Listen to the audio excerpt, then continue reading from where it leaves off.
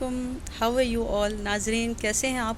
امید ہے میری رب العالمین سے یہ ہمیشہ دعا ہے کہ آپ اور ہم سب خوشحال، سلامت، آباد، تندرست اور سکھی رہیں دونوں جہاؤں میں، دنیا اور آخرت میں. اور اللہ تعالی ہمیشہ ہم سے راضی رہے، خوش رہے، ہمیں بخشے، معاف کرے، اور اللہ تعالی ہماری ہر کمزوریوں کو اور جو بھی کوتاہیاں ہیں، بھول چوک کو اللہ تعالیٰ اس کو صحیح کر دیں ہمارے لیے انشاءاللہ تعالی، اور ہم سب کو جنت الفردوس نصیب ہو. آمین یا رب العالمین. انشاءاللہ تعالی I will be discussing some hadith or any Quranic verses and relevant topic بإذن اللہ فی سبیل اللہ. اعوذ باللہ من الشیطان الرجیم. بسم اللہ الرحمن الرحیم. رب اشرح لی صدری ویسر لی امری واحلل عقدۃ من لسانی یفقہوا قولی. اللہم صلی علی محمد وعلی آل محمد کما صلیت علی ابراہیم وعلی آل ابراہیم انک حمید مجید. اللہم بارک علی محمد وعلی آل محمد کما بارکت علی ابراہیم وعلی آل ابراہیم انک حمید مجید.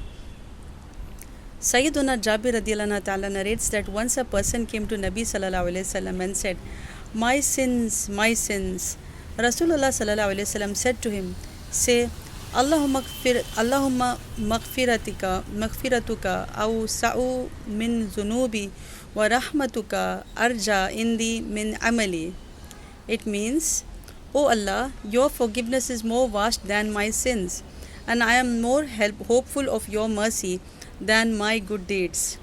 The person said the words taught to him, and Nabi sallallahu alaihi wasallam then told him to repeat it 2 more times, total of 3 times, which he did. Rasulullah sallallahu alaihi wasallam said, go, for verily Allah has forgiven you. This is mentioned in Mustadrak Hakim, volume number 1, page 543 to 544, and Shu'abul Iman, hadith 6724. Wonderful dua, isn't it? Allahumma maghfiratuka awsa'u min zunubi wa rahmatuka arja indi min amali. Yeah. So Alhamdulillah. And another hadith, on the blessed day of Friday, we should always engage in fervent dua. Also recite Surah Kaf and send abundant salat and salam on Nabi sallallahu alaihi wasallam. Durud Sharif, yeah. Allahumma salli ala Muhammad wa ala ali Muhammad kama sallaita ala Ibrahim wa ala ali Ibrahim innaka Hamidum Majid. Allahumma barik ala Muhammad wa ala ali Muhammad kama barakta ala Ibrahim wa ala ali Ibrahim innaka Hamidum Majid. Like this. The beautiful verse in Quran, this is of chapter 62, verse 8. It is, say, the death from which you flee will truly overtake you. Then will you be sent back to the knower of things secret and open, and he will tell you the truth of the things that you did. Allahu Akbar Kabira. I have another wonderful, authentic benefits of Surat Al-Alam Nashrah. You know Surat Al-Alam Nashrah, yeah? It is a wonderful surah in Quran Kareem. We should have learnt it, and if anyone has not learnt it, we should learn it, yeah? So it is like this. A'udhu billahi minash shaitanir rajim. Bismillahir rahmanir rahim. Alam nashrah laka sadrak. It means, have we not caused thy bosom to dilate? Wa wada'na anka wizrak, and eased thee of the burden. And then allazi anqada zahrak, which weighed down thy back. Wa rafa'na laka zikrak, and exalted thy fame. Fa inna ma'al usri yusra, but lo, with hardship goes ease. Inna ma'al usri yusra, lo, with hardship goeth ease. Fa iza faraghta fansab, so when thou art relieved, still toil. Wa ila rabbika farghab, and strive to please your Lord. Alhamdulillah, yeah? This dua we all know. Yes, it is excellent. We have so many wonderful benefits in it. I will be telling you one by one, inshallah ta'ala, biznillah.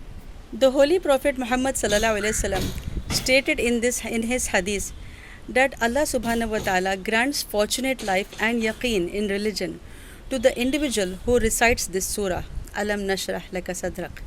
I think it is Surah Al-Inshirah. Surah Alam Nashrah is also known as Surah Inshirah or Ash-Sharh. Surah Alam Nashrah is the 94th surah of the Quran Kareem. The English meaning of this surah is solace or comfort, and is composed of 8 verses.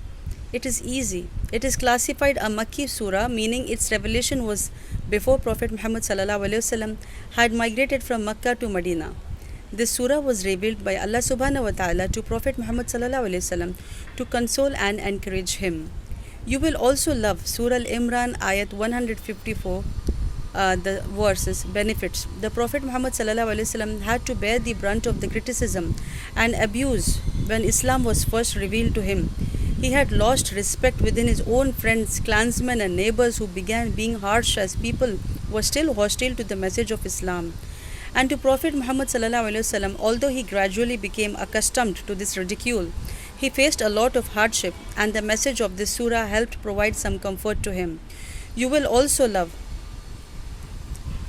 Yarhamakullah, meaning the Prophet Muhammad sallallahu alaihi wasallam has said, "He who recites this surah will be rewarded the same as the one who met Prophet Muhammad sallallahu alaihi wasallam, who made him unhappy and brought the grief out from his heart."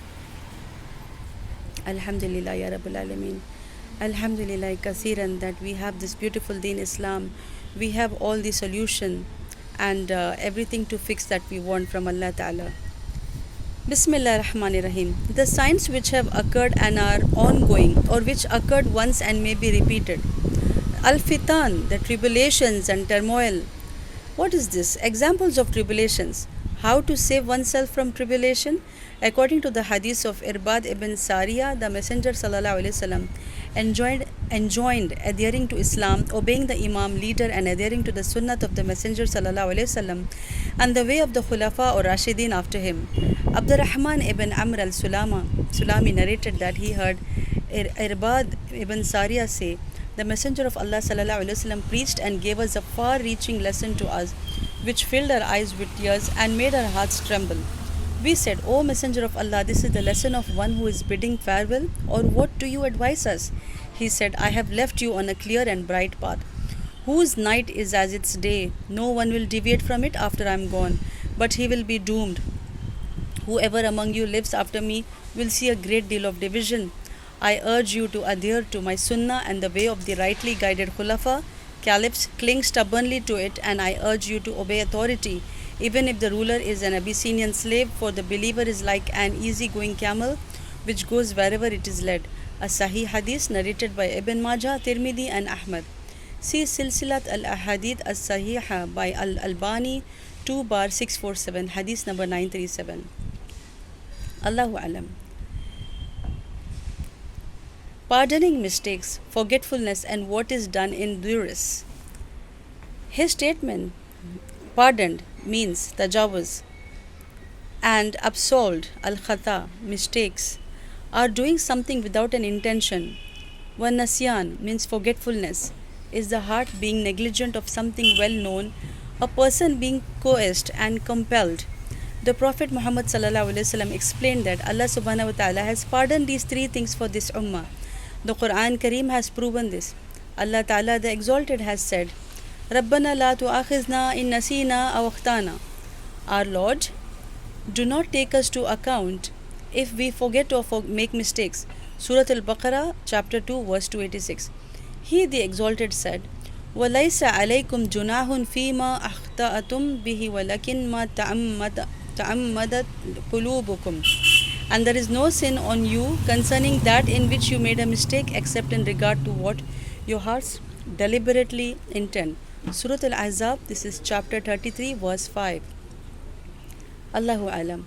Uthman ibn Affan said, "O people, fear Allah and obey Him, for piety is a valuable prize. Verily the most intelligent person is he who takes account of himself and works for what comes after death, and acquires through the light guidance of Allah Ta'ala a light for the darkness of the grave. The servant of Allah should fear lest Allah the Mighty and Sublime resurrects him blind, though he used to see. A few comprehensive words can be enough for a wise man, whereas the deaf, who does not listen to guidance, is being called from afar. And know that whoever Allah the Mighty and Sublime is with has nothing to fear. But whoever Allah the Mighty and Sublime is against, then in whom can he hope after Allah?" Source Al-Mujalasa wa Jawahir Al-Ilm 4/116-117. Alhamdulillah Rabbil Alamin. May Allah Ta'ala guide us and forgive us, protect us always, both in this world and the hereafter. Ya Rabbil Alamin, grant us Jannat al-Firdaus. Ameen. 10 authentic benefits of Surat al-Alam Nashrah. Do we know that? Yeah. So we will inshallah ta'ala know. Now, a person who recites Surah Alam Nashrah, Allah subhanahu wa ta'ala will give him safety and conviction. A person who recites Surah Alam Nashrah on his or her chest, all the ailments in the chest, such as heart palpitations, will be cured by the virtues of this surah. Insha'Allah, bi'ithnillah. A person who recites Surah Alam Nashrah 21 times a day, daily will see all their worldly problems disappear very quickly. Subhanallah, Alhamdulillah. A patient suffering from cough, cold and flu, reading Surah Alam Nashrah and blowing on water, and then drinks this water, inshallah she will be fully cured. One who recites Surah Alam Nashrah, he or she gain respect and honor from people around him or her. Surah Alam Nashrah gives protection from diseases such as cancer, diabetes and hepatitis.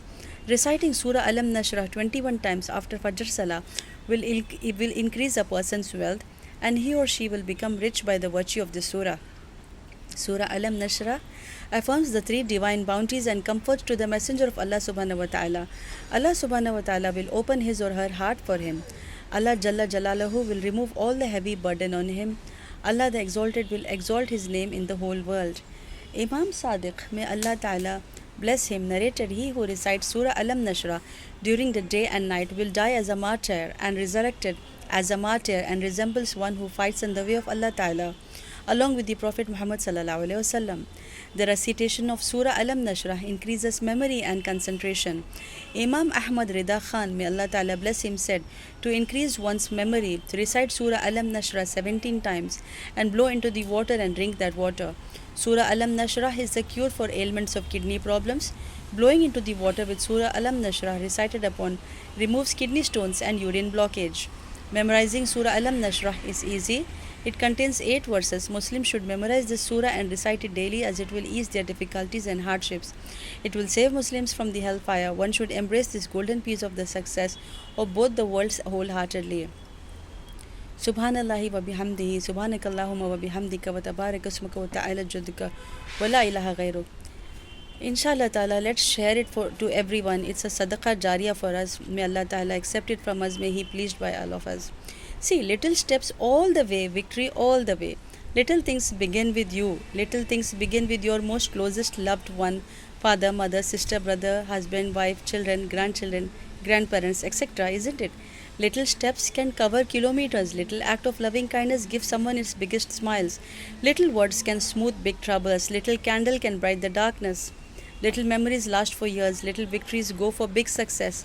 It is the little things in life that brings the greatest happiness. Remember, share, share, share. Jazakallahumma khairan kasiran.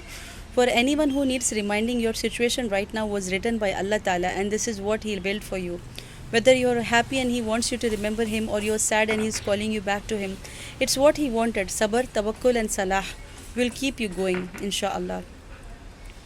Indeed, there is no doubt that Allah Ta'ala has sent thousands of Quran verses and millions of hadiths, sayings and teachings of Prophet Muhammad sallallahu alaihi wasallam for mankind.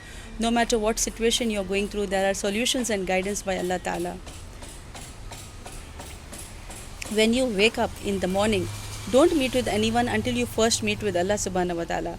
Take time to thank Allah Ta'ala for the day. Thank Allah for who He is. Thank Him that He is the giver of all good things, your protector, your provider, your healer, your waymaker, isn't it? Almighty Allah, you are indeed the best planner. We thank you for giving us the strength when we felt like giving up. We have learnt not to panic because we know you are with us. Keep our hearts firm in faith. Come what may, we fully trust everything that you have planned for us. Yeah? Amin summa amin. So this is how it should be. Wherever there is a human being, there is an opportunity for a kindness. Unexpected kindness is the most powerful, least costly and most underrated agent of human change, isn't it? Remember, a single act of kindness throws out roots in all directions, and the roots spring up and make new trees. Indeed, kindness is universal. Sometimes being kind allows others to see the goodness in humanity through you. Always be kinder than necessary, and take time daily to reflect on how much you have it. It may not be all that you want, but remember, someone somewhere is dreaming to have what you have, isn't it? Alhamdulillah, ala kulli hal, alhamdulillah kathiran. Narrated Abu Hurairah radiallahu ta'ala, while the Prophet Muhammad sallallahu alaihi wasallam was saying something in a gathering, a Bedouin came and asked him when would the hour doomsday take place. Allah's Messenger sallallahu alaihi wasallam continued his talk. So some people said that Allah's Messenger sallallahu alaihi wasallam had heard the question but did not like what that Bedouin had asked. Some of them said that Allah's Messenger sallallahu alaihi wasallam had not heard it. When the Prophet sallallahu alaihi wasallam finished his speech, he said, "Where is the questioner who inquired about the hour doomsday?" The Bedouin said, "I am here, O Allah's apostle." Then the Prophet Muhammad sallallahu alaihi wasallam said, "When honesty is lost, then wait for the hour, doomsday." The Bedouin said, "How will that be lost?" The Prophet Muhammad sallallahu alaihi wasallam said, "When the power of authority comes in the hands of unfit persons, then wait for the hour, doomsday." Sahih al-Bukhari 59. Abu Hurairah, may Allah Ta'ala be pleased with him, reported, the Messenger of Allah sallallahu alaihi wasallam said, "Allah does not look at your appearance or wealth, but rather He looks at your hearts and actions." This is mentioned in Sahih Muslim 2564 Sahih. Be aware of the thieves of Ramadan. Yeah, the first thief, the television, a dangerous thief which corrupts the fast of a person and reduces the reward due to worthless series and programs and shameless shows. Yeah, the second thief, the market, a thief which specializes in spending money and time uselessly without reckoning. In order to overcome it, define your goal for shopping, as that is, make a list before going. The third thief, staying up late for entertainment. It steals the most valuable time and prevents you from tahajjud and seeking forgiveness in the last third of the night. The fourth thief, you know what is the fourth thief? Our mind, our thoughts, our feelings are, sometimes when we get lazy or angry, such things. May Allah Ta'ala guide us all, protect us all, forgive us, and may we all be able to reach our final goal, that is the Jannat al-Firdaus al-Ala, the highest ranks, the most eternal paradise. Ameen ya Rabbal Alameen. See, in Ramadan, we have to remember, it's very important to make intention, niyat, before our fasting. Not making an intention for Ramadan, making the intention to fast during Ramadan is extremely important, and many people fall into the mistake of entering the month without actually making an intention. Making an intention to fast Ramadan is a priority because the Prophet Muhammad sallallahu alaihi wasallam said, "Whoever does not intend to fast before dawn, there is no fast for him." Al-Tirmidhi 730. The intention can be made either the night before Ramadan starts, before Fajr, or on every night of Ramadan. However, scholars have said that since intending to observe the month of Ramadan basically implies fasting every day of the month, then it will be sufficient to make only one intention at the beginning, unless there is an interruption during the month for any reason, such as menstruation, traveling, illness. In that case, if one is to resume fasting, then he or she must renew the intentions again to fast. This is more correct view. Yeah. And mistakes to avoid during Ramadan. Making Ramadan about feasting instead of fasting. Many people spend more time preparing and thinking about food and their meals that they actually do focusing on the real purpose of Ramadan than they actually do focusing on the real purpose of Ramadan. Their whole Ramadan revolves around grocery shopping and what kind of food they will eat that day, what appetizers and desserts should be made, who they should invite over today, and the most popular question, how long will until Maghrib. Na'uzubillah bin zalik. Hasbunallah wa ni'mal wakeel. Astaghfirullah, astaghfirullah, astaghfirullah. May Allah Ta'ala guide us all, protect us, and save us from any kind of unacceptable deeds, and may Allah Ta'ala forgive us, guide us, and accept our deeds and ibadat. May He be pleased with us always. Ameen. The whole point of Ramadan is to leave the dunya behind and shift our focus into feeding our hearts and souls spiritually and not our stomachs physically. The Messenger of Allah, Prophet Muhammad sallallahu alaihi wasallam, used to strive more in worship during Ramadan than he strove in any other time of the year, and he would devote himself more in the worship of Allah Ta'ala in the last 10 nights of Ramadan than he strove in the earlier part of the month. It's mentioned in Muslim. Why are the devils chained up during the month of Ramadan? Praise be to Allah. Firstly, the chaining up of the devils in Ramadan is proven in a number of hadiths, including the following. The report in as Sahihain from Abu Hurairah, may Allah Ta'ala be pleased with him, who said, the Messenger of Allah, blessings and peace of Allah be upon him, said, when Ramadan begins, the gates of paradise are opened and the gates of hell are closed. and the devils are put in chains, narrated by Al-Bukhari 3277 and Muslim 1079. According to a version narrated by Muslim, the devils are chained up. Another such report is the hadith of Abu Huraira. May Allah Ta'ala be pleased with him, who said, the Messenger of Allah, blessings and peace of Allah be always upon him, said, when the first night of Ramadan comes, the devils and mischievous jinn are chained up, and the gates of hell are closed, and none of its gates are opened. The gates of paradise are opened, and none of its gates are closed. Narrated by At-Tirmidhi 682 and Ibn Majah 1642. It was classed as Hasan by Al-Albani in Sahih Al-Jami 759. Secondly, with regard to the opening of the gates of paradise in Ramadan, the closing of the gates of hell, and the chaining up of the devils, the correct view is that it is to be interpreted in a true sense, which is the apparent meaning of the hadith, and that the gates of paradise are opened in a real sense in Ramadan, and the gates of hell are closed, and the devils are put in chains. The basic principle is that words are to be interpreted in accordance with their apparent meaning and in a real sense, unless there is evidence to suggest that they should be understood in a manner other than the apparent meaning. Sheikh Taqiyuddin Ibrahim ibn Muflis said, Allah have mercy on him, the devils are put in chains and shackled in Ramadan according to the apparent meaning of the hadith. Or it may be that what is meant is the mischievous devils, as was stated by Abu Hatim and other scholars. That does not mean that no evil is committed at all. Rather, evil is reduced because they are weakened.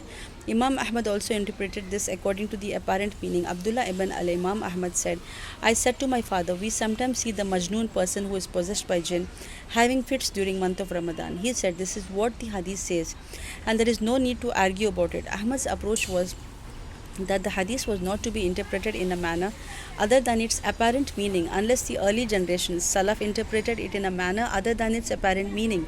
So long as that did not happen, it is not to be done. End quote from his book Masaib al-Insan min Maqaid al-Shaitan, page 144. Ibn al-Mulaqin, may Allah Ta'ala have mercy on him, said, the gates of paradise are opened. This is to be understood in a real sense, as it is the rest of the hadith we have noted above that it is. That is, the chaining up of devils is something real. They are put in chains, and their harm and whispers are reduced, and their mischief is not the same level as in the months other than Ramadan. What confirms the idea that the devils and mischievous jinn are shackled in is the fact that with the beginning of Ramadan, the sinners start to do acts of worship and obedience and stay away from what they were doing or following whims and desires, and this is a clear proof. End quote from At-Tawdih Lishar al-Jami as-Sahih 13/56. Sheikh ibn Uthaymeen, may Allah Ta'ala have mercy on him, was asked with regard to the days of Ramadan. The Messenger, blessings and peace of Allah be upon him, said, if in it the devils are chained up, yet despite that we see some people having fits which are attributed by some to the influence of the jinn or devils during the day in Ramadan. How can it be that devils are chained up, yet some people have fits? They replied, according to some hadith reports, the mischievous devils are chained up or shackled. This is according to An-Nasai. Such hadiths speak of matters of the unseen, concerning which our attitude is to accept and believe, but we should not try to discuss it any further. That is more prudent in order to maintain a religious commitment and is better in consequences. Hence, when Abdullah ibn al-Imam Ahmad said to his father, some people may have fits in Ramadan, the Imam said, this is what the hadith says, and there is no need to discuss the matter further. Moreover, the apparent meaning indicates that the devils are chained up and prevented from tempting people based on the fact that there is much good and much turning to Allah Ta'ala. May He be exalted in Ramadan. May He be exalted. In Ramadan, Majmu' Fatawa Ibn Uthaymin 20/75. Based on that, the chaining up of the devils is chaining in a real sense, and Allah Ta'ala knows best about it. It does not mean that the devils have no impact at all, or that no one will have fits or be affected by the devils and the like, or that no sins will occur among people. Rather, what is meant is that they are weakened in Ramadan and are not able to do what they are able to do in months other than Ramadan. Imam Abu al-Abbas al-Qurtubi, may Allah Ta'ala have mercy on him, said, if it is said we often see the evils and sins happening in Ramadan, if the devils were chained up, no evil would happen. This may be answered from several angles. They are only shackled and restrained from those who observe the fast, fulfilling the necessary conditions and adhering to the appropriate etiquette. As for those who do not observe the fast in the proper manner, the shaitan is not restrained from them. If we assume that they are chained up and kept away from every person who fasts, that does not necessarily mean that all the devils are chained up and no evil will happen, because there are other causes for the occurrence of other evil other than the devils, such as evil souls, bad customs and traditions, and the devils among mankind. This is speaking of most of the devils and the mischievous ones among them. As for those who are not described as mischievous, they may not be chained up. What is meant is that the evil is reduced, and this does indeed happen during the month of Ramadan, because the incidence of evil and shameful deeds during this month is little compared to other months. End quote from Al-Mufhim Lima Ushkila min Talkhis, Kitab Muslim 3 bar 136. Thirdly, the scholars have mentioned the wisdom behind the chaining up of the devils during Ramadan. It is to reduce their evil and their ability to tempt people, and to prevent them from harming and disturbing the Muslims and spoiling their fast, and so that they will not do what they do at the other time other than Ramadan, such as misleading people away from the truth and diverting them from goodness. That is so that people can focus on doing acts of worship and obedience and keep away from sins and whims and desires during the month of Ramadan.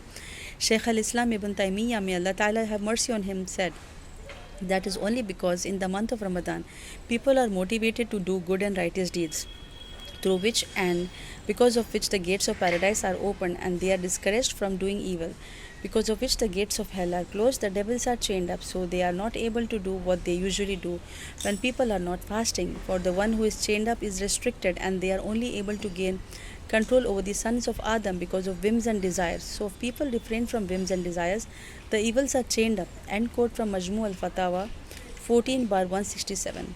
He also said, hence the Prophet Muhammad sallallahu alaihi wasallam said, when the Ramadan begins, the gates of paradise are opened and the gates of hell are closed, and the devils are chained up. The channel through which the devils flow, which is the bloodstream, is restricted, and when it is restricted, people are motivated to do good deeds, because of which the gates of paradise are opened, and they are motivated to refrain from evil deeds, because of which the gates of hell are opened. Um, yeah. The devils are chained up, and their strength and influence is weakened as a result of their being chained up.